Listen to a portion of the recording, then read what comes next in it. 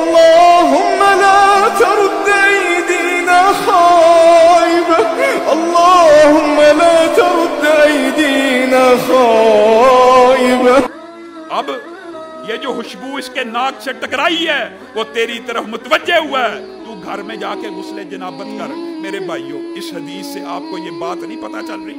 اگر مسجد میں خوشبو لگا کے آنے والی غسل جنابت کرے تو یونیورسٹی کے اندر جانے والی، بازاروں میں جانے والی خوشبو لگا کر، ہم خود یونیورسٹیوں میں پڑھے ہیں، بہت کم عورتیں، بہت کم بچیاں ایسی ہوتی تھی جو خوشبو لگائے بغیر آتی تھی، بہت کم، جن کے اوپر اللہ کا احسان ہوتا تھا.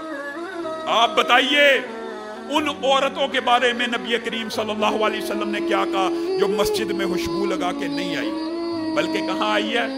بازار کے اندر، ایسے ماحول کے اندر جہاں پہ مسجد نہیں ہے. یہ حدیث اتنی سخت ہے کہ اگر ہماری مائیں بہنیں بیٹیاں سمجھ جائیں تو اللہ کی قسم یہ جو مخلوط تعلیم کا ڈھکوسلا ہے یہ سارے کا سارا زمین بوس ہو جائے. نبی کریم صلی اللہ علیہ وسلم نے ارشاد فرمایا جو عورت خوشبو لگا کر بازاروں میں پھرتی ہے، لوگوں میں جاتی ہے اور اس کی خوشبو کی بات ہے، بے حجابی کی بات ابھی تک نہیں ہے، اس کے جسم سے یا اس کے کپڑوں سے اٹھنے والی خوشبو غیر محرم کے ناک سے ٹکراتی ہے. الفاظ سخت ہیں لیکن آقا دو جہان کے ہیں، اس لیے ادا کیے دیتا ہوں. فہیا زانیہ فہیا زانیہ فہیا زانیہ، وہ زانیہ ہی ہے، وہ زانیہ ہی ہے، وہ زانیہ ہی ہے. میں اور آپ کہاں کھڑے ہیں معاشرے کے اندر؟ کہاں کھڑے ہیں؟ آج بڑے بڑے دیندار گھرانوں کی بچیاں کالجز یونیورسٹی کے اندر خوشبو لگا کر نہیں، بن سور کے کاسیات آریات. نبی کریم صلی اللہ علیہ وسلم نے معراج کی رات میں جو دردناک عذاب دیکھے تھے نا، ان میں سے ان دو کا بھی ذکر کیا تھا. جو آج کل لڑکے خوشبوئیں لگا کر کالجز اور یونیورسٹیوں کے سامنے کھڑے ہوتے ہیں، بازاروں میں کھڑے ہوتے ہیں، یہ تو ان عورتوں کی بات ہوئی ہے جو متوجہ کیے بغیر خوشبو لگا کر، جن کا ارادہ اور نیت غیر محرم کو متوجہ کرنا نہیں ہے. یہ احکامات ان کے لیے ہیں. تو جو بن سنور کر جو لڑکا اور لڑکی نکلتا اس امید کے ساتھ ہے کہ فلاں میری طرف متوجہ ہو، میرے چچا کا بیٹا میری تعریف کرے، میرے ماموں کا بیٹا میرے حسن سے دھنگ رہ جائے، محلے کا فلاں لڑکا میرے حسن کا شکار ہو جائے، محلے کی فلاں لڑکی میں آج شیو کر کے آیا ہوں، آج میں نہا کے نئے کپڑے پہن کے جا رہا ہوں تاکہ وہ میری طرف اٹریکٹ ہو جائے. بتائیے اس کا جرم کتنا سنگین ہے. نبی کریم صلی اللہ علیہ وسلم نے ارشاد فرمایا کوئی عورت جس کا حامن یا محرم گھر پہ موجود نہیں ہے، یا کوئی ایسی جگہ ہے جہاں پہ اس کے ساتھ حامن اور محرم موجود نہیں ہے، مفہوماً آپ کے سامنے رکھتا ہوں، اس عورت کے ساتھ بندہ زنا نہیں کر رہا، اس کو ہاتھ نہیں لگا رہا، صرف اس کے صوفے کے اوپر بیٹھ گیا، یعنی جس نشست پہ وہ عورت ہے، جس بستر پہ وہ عورت ہے، جس چارپائی پہ، صوفے پہ، سیٹ پہ، کرسی پہ وہ عورت بیٹھی ہے، اسی کرسی، سیٹ، بستر، چارپائی کے اوپر مرد بیٹھ گیا ہے. چاہے فاصلہ ہے، چاہے ایک یہاں بیٹھا ہے دوسرا یہاں بیٹھا ہے، چھونے کی بات تو حدیث میں آئی نہیں، صرف بستر پہ بیٹھنے کا ذکر ہے. نبی کریم صلی اللہ علیہ وسلم نے کہا جو اللہ کی قسم شوہر کی عدم موجودگی میں، محرم کی عدم موجودگی میں ایک ہی نشست کے اوپر غیر محرم کے ساتھ بیٹھ جاتا ہے، کل قیامت کے دن اس کے اوپر آخرت کے اژدہوں میں سے ایسا اژدہا مسلط کیا جائے گا. اللہ ہم سب کو محفوظ رکھے. کتنی بے احتیاطی ہوتی ہے جنازوں کے اندر، کتنی بے احتیاطی ہوتی ہے شادیوں کے اندر. ایک ہی چارپائی میں گاؤں دیہات کے اندر عورتیں مرد سب بیٹھے ہوئے ہیں ایک ہی چارپائی کے اوپر. ایسا اژدہا ہوگا ایک دفعہ کاٹے 40 سال تک اس کے زہر کا اثر ختم نہ ہو. اسی پر بس ہے. قیامت کے دن اللہ رب العزت نے عذاب دینے کے لیے ایسے اژدہے رکھے ہوئے ہیں اس طرح کے فاسق و فاجروں کو کہ وہ اس دنیا میں آ کر صرف ایک مرتبہ سانس لے لیں. بتائیے اس سے زیادہ ڈرانے کی بات کیا ہو سکتی ہے؟ صرف اس دنیا پہ آ کر وہ اژدہا ایک مرتبہ سانس لے لے تو پوری دنیا کے اوپر کوئی زراعت نہ اگ سکے، کوئی پودا نہ اگ سکے، کوئی پھول نہ کھل سکے، وہ انسان کو ڈستا رہے گا۔ کس لیے؟ ایک چارپائی پہ بیٹھنے کا اگر یہ عذاب اور سزا ہے تو میرے بھائیوں زانیوں کی سزا اور عذاب کیا ہوگا؟ نبی کریم صلی اللہ علیہ وسلم نے معراج کی رات یہ دو عذاب بھی دیکھے تھے۔ تندور کے اندر ننگے مرد اور ننگی عورتیں، ان کو نیچے سے آگ لگی ہوئی تھی اور وہ آگ کے ساتھ اوپر کو اٹھتے تھے، تندور کے بالکل دھانے پہ پہنچ جاتے ہیں تو آگ کی لو کم کر دی جاتی ہے۔ پھر نبی کریم صلی اللہ علیہ وسلم نے اس تنور کے ساتھ ایک اور عذاب دیکھا کہ مرد عورت پھولی ہوئی ہے، اتنا پھولی ہوئی ہے، اتنا پھولی ہوئی ہے، نبی کریم صلی اللہ علیہ وسلم کہہ رہے ہیں کہ دنیا میں کسی جانور کے ساتھ بھی اس کی مثال نہیں دی جا سکتی، یعنی ہاتھی سے بھی زیادہ پھولا ہوا مرد ہے اور عورت ہے۔ اور نبی کریم صلی اللہ علیہ وسلم نے ارشاد فرمایا اس کے اندر سے بدبو آ رہی ہے کل مراحیز، ایسے باتھ روموں کی، ایسے واش روموں کی بدبو آ رہی ہے جن کو صاف کیے ہوئے ایک عرصہ گزر جائے اور جس طرح وہ سمیل دیتے ہیں، جس طرح ان کی بدبو ہوتی ہے، اس طرح کی ان کی جسموں سے بدبو آ رہی ہے۔ اور محدثین نے لکھا ہے یہ عذاب اس نوعیت کے کیوں آتے ہیں؟ کیونکہ یہ دنیا میں ان کے گناہوں کے حسب حال ہے، یہ تنہائی پسند تھے، جہنم میں اللہ رب العزت نے ان کو علیحدہ تنور کے اندر تنہا کر دیا۔ یہ خوشبوؤں کو لگا کر عورتوں کو متوجہ کرتے تھے اور عورتیں خوشبوئیں لگا کے مردوں کو متوجہ کرتی تھی، اس لیے اللہ تعالیٰ نے بدلے میں ایسی بدبو دی کہ پورے جہنمی اس بدبو سے پریشان ہیں۔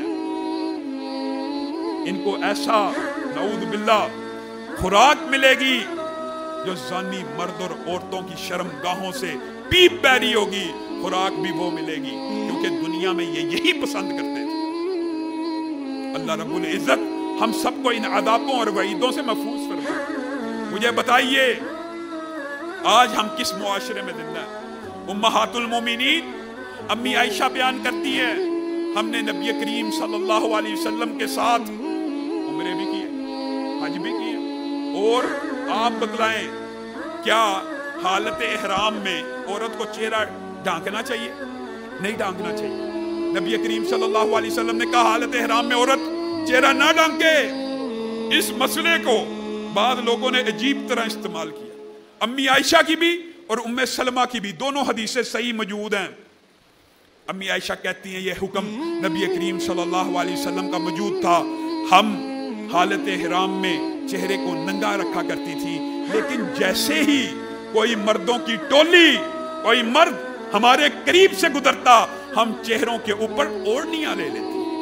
اور ہمارے معاشرے میں کہا جاتا ہے چہرے کا پردہ ہی نہیں۔ آج ہم اس معاشرے میں زندہ ہیں جہاں پہ تعلیم برائے مادیت دی جاتی ہے۔ اور میرے بھائیوں ہم تعلیم کے خلاف نہیں ہیں، ہم تعلیم کے طریقہ کار کے اوپر اختلاف رکھتے ہیں جو ہر مسلمان کا حق ہے۔ یہ تعلیم کا طریقہ کار نہیں ہے کہ بیکن ہاؤس کے اندر، بڑے بڑے اداروں کے اندر عورتوں کے ایام کے دنوں کے نعوذ باللہ دیواروں کے اوپر پیڈ چسپاں کیے ہوئے ہیں۔ یہ اسلامی معاشرہ اور پروموٹ کیا جا رہا ہے؟ یہ جی بیماری کو شرم والی بیماری نہیں ہے، یہ عورتیں اور بچیاں اپنا استعمال شدہ مرض والا کپڑا دیواروں کے اوپر چپکائیں تاکہ اندر سے غیرت اور حیا کا جنازہ نکل جائے۔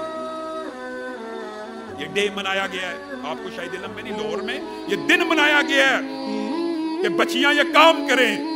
لاہور کے اندر گرد و نواح کے بڑے بڑے ہائی سٹینڈرڈ یونیورسٹی اور کالجز کے اندر بچیوں کے کرتوں کے اوپر لڑکوں کو اجازت دی جاتی ہے کہ وہ مارکر پین کسی بھی چیز کے ساتھ اس کو فیئرویل پیغام دے سکے۔ تعلیم برائے مادیت نے اخلاقیات کا جنازہ نکال دیا ہے۔ تعلیم برائے مادیت کیا ہوتی ہے؟ آج دیندار گھرانے بھی اس فلسفے سے محفوظ نہیں ہے۔ میں اور آپ کہنے والا، سب سننے والے، کوئی بھی اس سے مستثنا نہیں ہے۔ अपने ज़मीर से पूछिए, आप और मैं अपने बच्चों को क्या कहते हैं? बेटा पढ़ लो, बेटा लिख लो, बेटा ये डिग्री हासिल कर लो, बेटा कुछ पढ़ लोगे, कुछ अपने कदम पे खड़े हो जाओगे, कुछ तालीम हासिल करोगे, कुछ स्टैंड हो जाओगे, कुछ तालीम हासिल करोगे, 2 टके कमा लोगे। इस सारी बात का जो तर्जुमा आपको समझ आई है, इसी को तालीम बराए मादियत कहते हैं। तालीम हासिल की जा रही है पैसा कमाने के लिए। बताइए, क्या असलाफ में, इस्लाम में कभी भी तालीम इस नुक्ता नजर से हासिल की गई है कि बंदा पैसे कमा सके? अल्लाह की कसम, इस्लाम में तालीम बराए तरबियत थी। असलाफ से लेके आज तक इस्लाम मदारस का सबका सिलसिला क्या है? तालीम बराए तरबियत। अगर एक तालीम इंसान की तरबियत करते करते इंसान को इंसान बनाने का हुनर सिखा देगी, तो इंसान चाहे डॉक्टर बन जाए, चाहे इंजीनियर बन जाए, वो इंसान ही रहेगा। लेकिन तुमने तालीम बराए मादियत का जो फलसफा बनाया है, इसके जरिए चाहे डॉक्टर बन जाए, चाहे इंजीनियर बन जाए, चाहे साइंसदान बन जाए, वो हर चीज को किधर तोलेगा? पैसे के साथ तोलेगा। डॉक्टर के पास चले जाएं, वो आपको मरीज की नजर से नहीं देखेगा। अल्लाह की कसम कहेगा, मेरा कस्टमर आया है ना, कस्टमर आया है। डॉक्टर के पास भी कस्टमर है, इंजीनियर के पास भी कस्टमर है, आर्किटेक्ट के पास भी कस्टमर है। ये कस्टमर ओरिएंटेड मुआशरा, इसको क्या कहते हैं उर्दू में? सारिफीन को प्रमोट करने वाला मुआशरा, गाहक को प्रमोट करने वाला मुआशरा। तालीम को हासिल की है पैसा कमाने के लिए। तालीम इसलिए हासिल की है 2 टके कमा सकूं। और मेरे भाइयों, अगर तालीम की बुनियाद ही ये डाल दी जाए, फिर आप हमसे सवाल क्यों करते हैं? अल्लामा साहब बेटे को डॉक्टर बनाया था, बेटे को इंजीनियर बनाया था, 10 साल गुजर गए हैं, 20 साल गुजर गए। हर रोज फेसबुक पे, सोशल मीडिया पे दसियों माँ बाप के, भाइयों के, बहनों के सवालात आते हैं। बेटा 20 साल से बाहर गया हुआ है, एक माह बाद पैसे भेज देता है, वापस नहीं आता। अब बूढ़े हो गए हैं, दिल करता उनको कलेजे से लगाएं। हमें पैसे की ख्वाहिश नहीं रही, हम चाहते हैं हमारे पास हो, उनको देख के हमारा कलेजा ठंडा हो। और तूने अपने बच्चे को पैसा बनाने वाली मशीन बनाया। वो यकम की तारीख के ऊपर हर महीने की पहली तारीख को तुझे पैसा तो भेजेगा, लेकिन अब वो इंसान नहीं रहा। अब तूने उसको पैसा गिनने वाली मशीन बना दी है। और इस्लाम किस चीज का दर्स देता है? कि इस्लाम तालीम बराए तरबियत देता है। आपने अब्दुल मन्नान वजीराबादी का नाम सुना होगा। हाफिज अब्दुल मन्नान वजीराबादी नबीना थे। उनके वालिद और वालिदा ने उनके सारे भाइयों को क्या बनाया? ऑफिसर। ऑफिसर क्यों बनाया जाता है? आज हमारे मुआशरे की पूरी डगर ही उल्टी है। इसलिए चंद टके कमा ले, चंद पावर और स्टेटस हाथ में आ जाए, हर चीज के पीछे मादियत। अब्दुल मन्नान वजीराबादी के भी सारे भाई ऑफिसर बन गए, अच्छी पोस्टों पे रहे। हाफिज साहब के वालिद साहब फौत हो गए, उनकी वालिदा मेहनत करती हैं, अपने बच्चे को मदरसे में दाखिल करती हैं। ये बच्चा कुरान का हाफिज, हदीस का हाफिज, बहुत बड़ा आलिम दीन बन जाता है। ख्वाब हुज्जत नहीं होते, लेकिन उनकी वालिदा को ख्वाब आता है कि उनके वालिद ख्वाब में आए हैं और आके कहते हैं, अल्लाह की कसम 7 बच्चे जो दीगर हैं, उनकी कभी कोई दुआ, कभी कोई फायदा मुझे कब्र में नहीं पहुंचा। लेकिन हर रोज रात को जब अब्दुल मन्नान वजीराबादी सजदे में पढ़ के रब्बिरहमहुमा कमा रब्बायानी सगीरा कहता है, या तशहुद में बैठ के मेरे हक में दुआ करता है, अल्लाह मेरा कब्र में एक दर्जा बुलंद कर, अल्लाह मेरा जन्नत में एक दर्जा बुलंद कर देता है। जितना मुझे इस नबीना बेटे ने फायदा पहुंचाया है, मेरी बाकी औलाद ने मुझे कोई फायदा नहीं पहुंचाया। आप और मैं किस जाम में खोए हुए हैं, आप और मैं किस फितने में डूबे हुए हैं। हमने तालीम बराए तरबियत का जनाजा निकाल दिया है, हमने तालीम बराए मादियत को इख्तियार किया है। ईमानदारी से कसमन बताइए, क्या हमारा ये नजरिया नहीं है कि हमारे बच्चे पढ़ जाएं, कुछ पैसा कमा लेंगे? अल्लाह की कसम, इस नजरिए ने मुआशरे का, कौमों का, इदारों का, पूरे पाकिस्तान का बेड़ा गर्क कर दिया है। सिर्फ तालीम बराए तरबियत हो, बच्चा डॉक्टर भी बने, तालीम बराए तरबियत साथ हो, बच्चा इंजीनियर भी बने, तालीम बराए तरबियत साथ हो, बच्चा साइंसदान भी बने, तो ये डॉक्टर, इंजीनियर, साइंसदान मुआशरे के लिए मुफीद बनेंगे। इंसान होंगे, इनको आप और मैं गाहक नहीं नजर आएंगे, कस्टमर नहीं नजर आएंगे। आज आप चले जाइए आंख वाले डॉक्टर के पास, यार बड़ा अच्छा कस्टमर आया है। किसी भी बीमारी का इलाज कराने चले जाएं, डॉक्टर के मुंह में पानी आ जाता, गाहक आ गया, नाउज़ु बिल्लाह। ये इस्लाम है, ये दीन है। अल्लाह रब्बुल इज्जत जो कहा गया, जो सुना गया, उसको समझने